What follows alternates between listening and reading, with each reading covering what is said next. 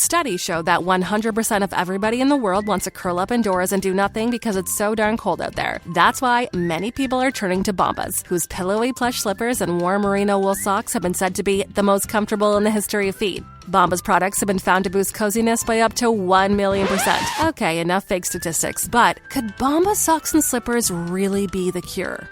Go to bombas.com/audio and use code AUDIO for 20% off your first purchase. That's BOMBAS.com and use code AUDIO. The Tea Biz podcast delivers tea news that you need to know. A recap of the week's major headlines with commentary and cultural trends hosted by Dan Bolton. It is the voice of origin for tea professionals and enthusiasts worldwide. Tea is captivating, complex, and more intricate than anyone can fully master. That's why the Tea Biz portal brings together 40 voices fluent in 12 languages to share the story of tea.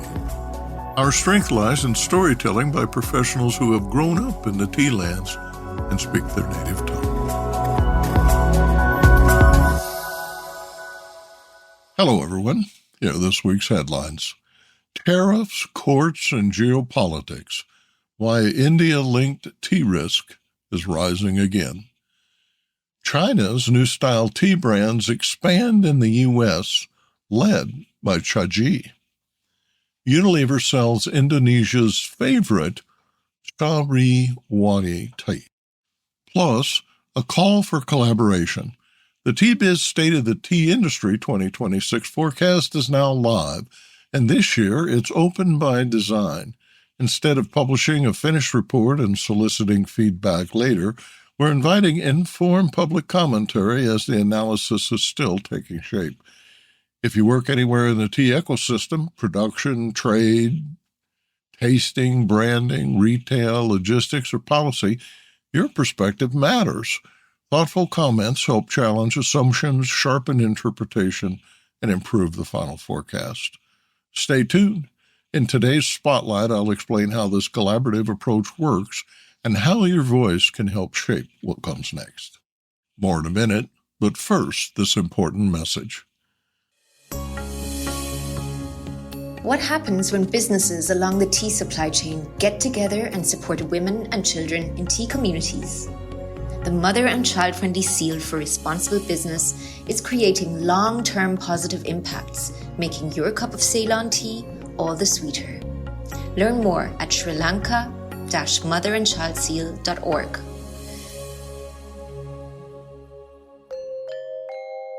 This week, the United States moved to increase tariffs on Indian exports, reinforcing trade policy uncertainty, just as geopolitical instability in the Middle East adds another layer of complexity for global commodity markets, including tea.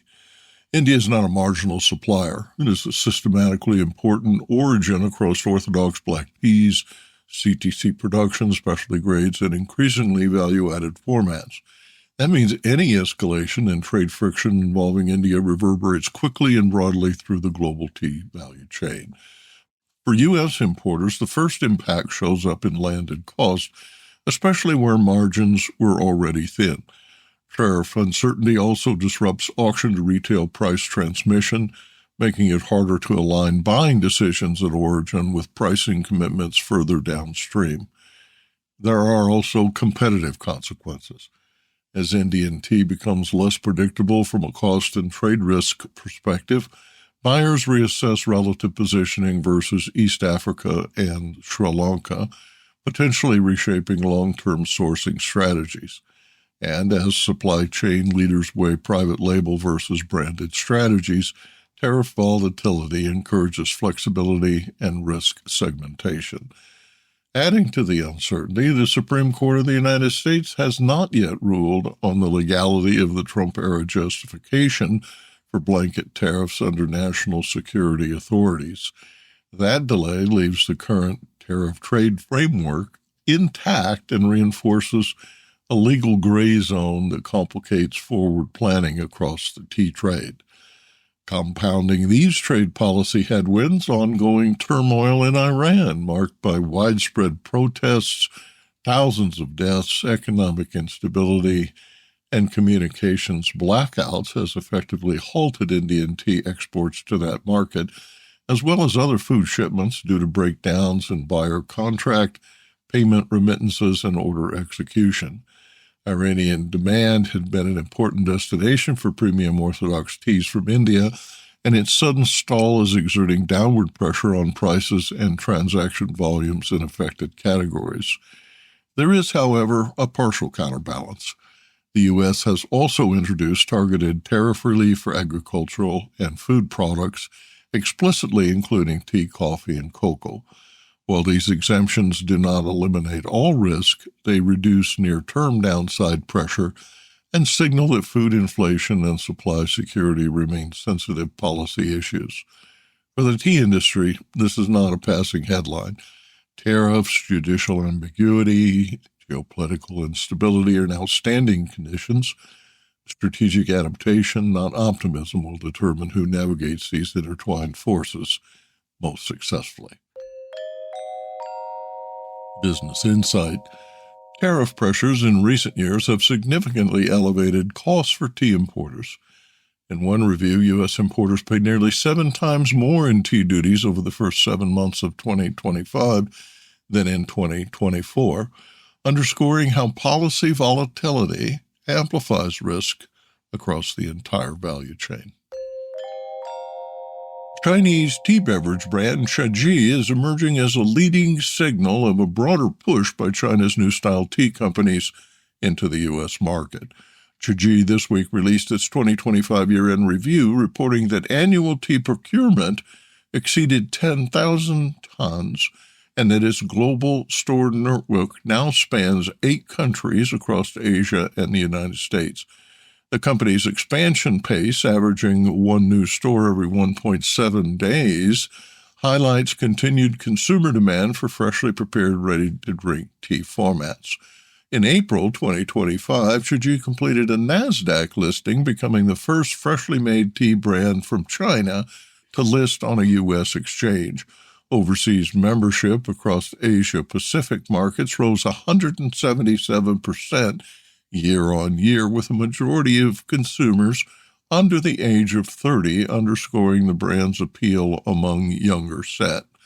Chagee's flagship product, Boya Jasma Green Milk Tea, has sold more than 1.25 billion cups globally since 2022, according to third-party data cited in the company's report, and it has gained traction across Southeast Asia throughout the past decade.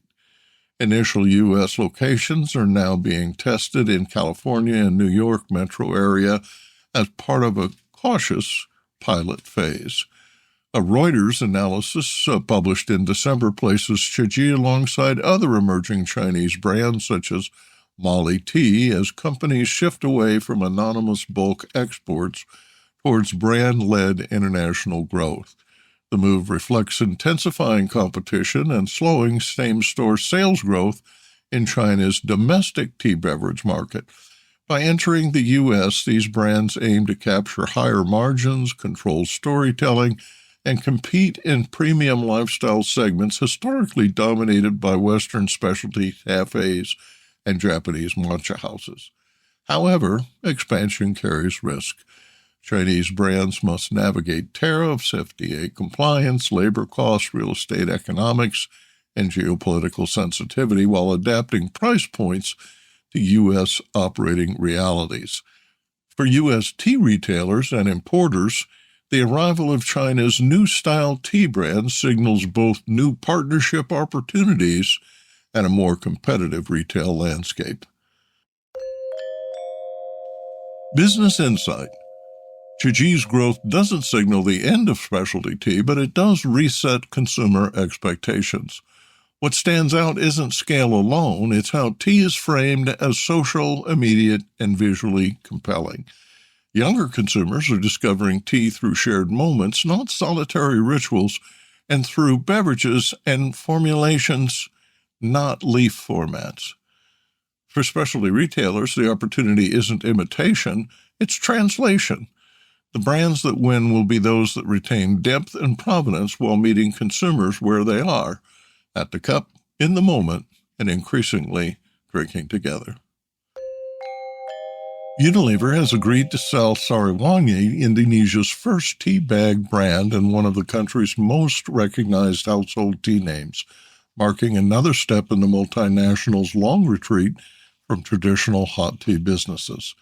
On January 6, Unilever Indonesia confirmed it will transfer the SariWangi brand to local SariWangi Rasa, a local FMG company, for roughly $89.5 million. Founded in 1973, SariWangi pioneered the tea bag format in Indonesia and was acquired by Unilever in 1989. For decades, the brand helped shape modern tea consumption in the country and remains deeply embedded in Indonesian daily life. Despite its strong brand recognition, SariWangi contributes a relatively small share of Unilever's Indonesia financial performance, about 3% of net profit and under 3% of total revenue. Unilever said the divestiture will allow the company to focus on faster growth categories while positioning SariWangi for its next phase under local ownership. The sale comes amid intense competition in Indonesia's FMCG market, rising consumer price sensitivity, and continued pressure on legacy hot tea volumes. Industry data shows Indonesian hot tea consumption has remained largely flat, with only marginal growth in 2025 and declines in some quarters. The transaction reinforces a broader pattern. Once the world's largest tea company, Unilever sold most of its global tea portfolio in 2022, and today retains tea operations primarily in India and Nepal, along with its interest in Pepsi, Lipton, ready-to-drink ventures in the U.S. The SariWangi sale highlights the ongoing shift of traditional tea brands from multinational portfolios back into local hands. This week's Tea Price Report is sponsored by Dan Bolton, as the founder and host of the Tea Biz blog and podcast since 1956. This is Dan Bolton with Tea Trade Takeaways for the week ending 9 January 2026. Tea markets closed week 2 on a steady to firm footing as post-holiday buying intersected with structurally constrained supply. Price discovery continued to reward well-made teas, while average descriptions cleared selectively. Exporter resistance remained evident where cost and currency dynamics reinforced price floors in quarter 1. Colombo high-grown teas continued to attract steady interest, supported by exporter demand for January shipment. Medium and lower elevations showed uneven clearance, reflecting quality dispersion. In Kolkata, North India, liquidity grades remained a primary price-setting mechanism. Buying was functional with a limited appetite for forward coverage. In Mombasa, BP1 and PF grades held narrow ranges on balanced demand. Buyer selectivity increased towards the end of the week. In Indonesia, auction activity remained secondary to direct sales, with most volumes moving through contractual channels. Specialty orthodox demand was selective. Next week's forecast: trading is expected to remain selective, with outcomes driven by catalog quality and buyer attendance. That's the Tea Biz Price Report. For expanded coverage, visit www.teajourney.pub and select Tea Biz Price Report. And now, a word from this week's sponsor. Hello, I'm Bolton, a passionate tea drinker and the inventor of the ultimate tea machine, the Brew Maker 1. Preparation is key to making fine tea. Sequential steepings deliver the best taste possible and unlock the true value of whole leaf teas and botanicals. Brew automates that process without using any pots or capsules. This simple-to-operate, smartphone-controlled device stores steeping profiles to consistently make great tea at the push of a button. Brew also reduces time, waste, and energy. That's because I engineered the brew to remember control settings for temperature, brewing time, and quantity.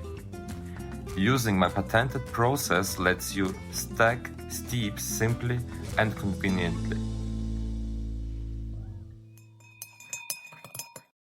For decades, the tea industry has relied on forecasts to make sense of what is coming next. Production cycles, consumption trends, price signals, climate risk, trade friction. These reports are useful. They're necessary, but they are also by their nature incomplete. Most forecasts are finished before the conversation begins. It is one of the key reasons why the global tea industry struggles to act on what it already knows. This year, I'm doing something different.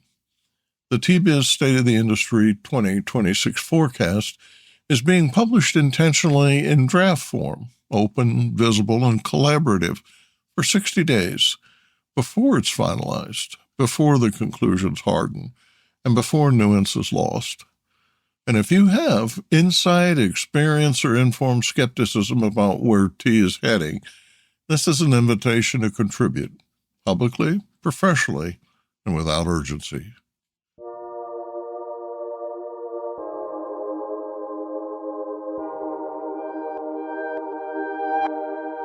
I want to explain why this matters. I have been writing state-of-the-industry forecasts for decades, early on as editor and publisher at World Tea News and later at Stir magazine. The process was conventional and disciplined. I researched the trends, I organized them in sequence, I assessed likely impacts. Then I invited recognized industry figures, analysts, executives, institutional experts to comment. They responded by email or phone, often with thoughtful, nuanced, sometimes challenging observations. But editorial reality intervened. Space was limited, brevity was required. Much of what they shared never appeared in full. I summarized, selected quotes, and extracted what fit. Those articles were authoritative and widely shared, earning 25,000 views because they featured visible, trusted names. But they also reflected a structural limitation. Only what was already widely acknowledged tended to survive. In 2017, the forecast, for example, leaned heavily on the International Tea Committee statistics to validate trends that were already emerging into broad awareness. That approach was sound, but it also meant that less obvious developments, early signals, dissenting interpretations, often remained invisible. By 2020, I refined the model to explicitly ask thought leaders with deep expertise to comment on specific trends. The results were stronger. The impressions doubled. It was more relevant, more shareable, but the process was still compressed. It still depended on a narrow set of voices, and it still treated commentary as something to be distilled after the fact. What we gained in clarity, we lost in depth. That trade-off no longer makes sense. Today, the tea industry does not lack information. We're flooded with data, UNFAO production tables, ITC trade statistics, World Bank indicators, World Economic Forum risk assessments. We rely on Euromonitor and Mintel to understand where markets are going and to follow ever-shifting consumer behavior. We turn to Nielsen and Circana to validate outcomes at the point of sale. The constraint is not numbers, it's interpretation. Specifically, disciplined, honest interpretation that acknowledges what did not work, why alignment failed, and how fragmentation has shaped outcomes. That is why the 2026 forecast reverses the sequence. All 12 trends are published first in draft. Each is supported by authoritative data, UNFAO, ITC, World Trade. There are links to a World Economic Forum risk analysis published last week that describes 2- and 10-year threats assessed by 1,300 business leaders globally.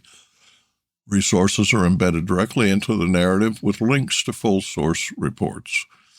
Readers are invited to comment before the report is finalized, not privately, not by mail, publicly, on LinkedIn, where insight is visible, attributable, and shareable. Sharing is caring, and reposts will bring this content to the attention of those not yet visible to the media. This is not a rush exercise. The draft will remain open for 60 days. Comments will be reviewed, contextualized, and selectively incorporated based on relevance and analytical value. In March, once the International Tea Committee has its 2025 totals, finalized, all 12 trends will be updated again to reflect the most current data. If you have commented on these issues before, you are welcome to reuse and adapt your earlier insights. If you are not widely known but capable, this format surfaces your thinking alongside institutional data.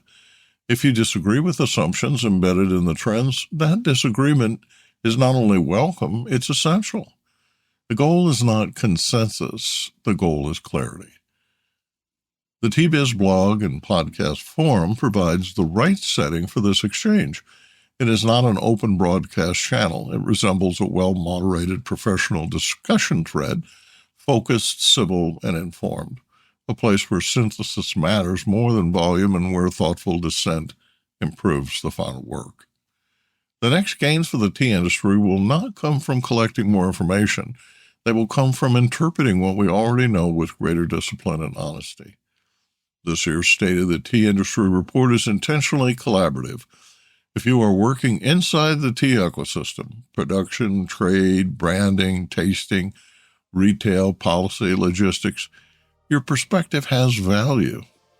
By contributing publicly, you help shape a more accurate forecast, and in doing so, you elevate your own visibility as a thoughtful participant in the industry's future. The draft is live, the window's open, there's no rush. Let the conversation begin now.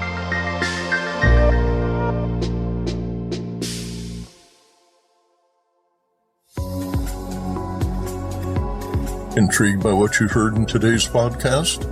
Would you like to learn more from our global network of Tea Biz journalists and tea experts? Remember to visit the Tea Biz website for more comprehensive coverage. That's www.t-biz.com.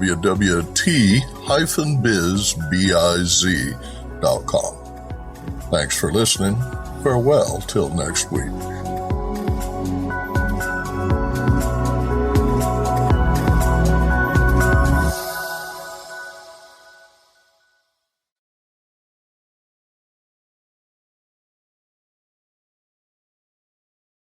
Produced by Adavita Studios. Connect your voice to the world.